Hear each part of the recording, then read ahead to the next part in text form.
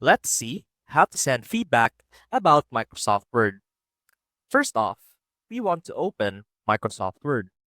And as you can see right here, we have our document ready. Now let's say that you've been working or you've been using Microsoft Word for some time now, and you would like to provide feedback so that Microsoft Word can use that feedback to further improve Microsoft Word as an application and as a way to improve your work.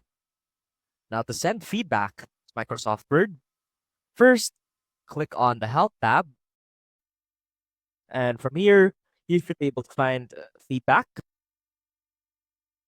And from here, you can either give a compliment, you can report a problem if you've encountered any kind of problem, or you can also make a suggestion, or for example, if you want to make a suggestion on how to improve certain things about Microsoft Word.